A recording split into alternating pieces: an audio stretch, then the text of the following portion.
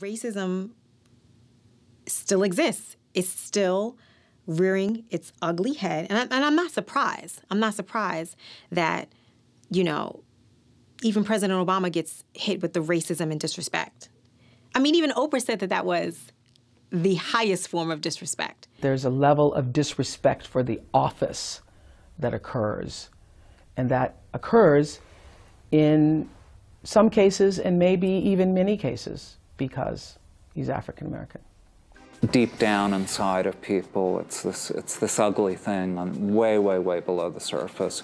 Racism is pretty up there. We've made a lot of progress, but get a black president and you find out that it's still quite present. We were born and bred off racism, so there's always going to be that. So yes, he's, you know, a lot of things that, you know, can be attested or said about Obama, I mean, attested to, you know, racism.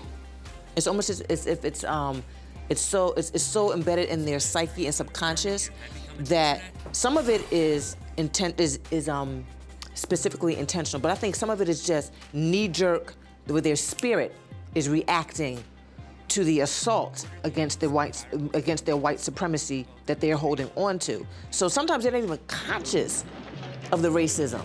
Some of them are, but some of them are not even conscious of it because it's just the fabric in their spirit that is sick. You understand? I admitted. It all springs from the revelation last week. One of the town's 3 police commissioners admitted calling the president the N-word. I voted for President Obama last time, but I have to say I'm very disappointed in his job. He's been a piss poor president as far as I'm concerned. You never liked the president, did you? Never, and never will. Why not? One thing, his name's Obama. Because I couldn't believe it was just in public view like that. So. Carl Norman is talking about this sign in which we blurred out the racial slur. Kissinger says they are preparing Obama to create this new world order. A Chicago communist-raised, communist-educated, communist-nurtured, subhuman mongrel like the Acorn community organizer gangster Barack Hussein Obama to weasel his way into the top office of authority in the United States of America. What's good for the country is to get a new president, because we have a president now that has made this country the laughingstock of the world. Today, the only people who might be feeling lightheaded are the president's advisors, because no matter how hard they try to spin it, the reality is the president's approval numbers are in a free fall. A new AP poll reveals that President Obama's approval rating has plummeted now to 37%, with more than half the country disapproving of the way the president is handling his job as president.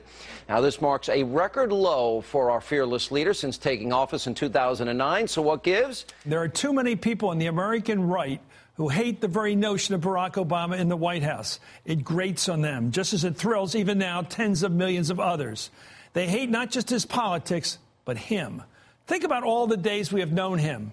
From way back when he gave that breathtaking speech at the 2004 convention. Was there ever a time in all those days and weeks and months and years since that his haters on the right have stopped in their tracks and said, well, good for him. I like the way he did that. Have his haters ever stopped hating him?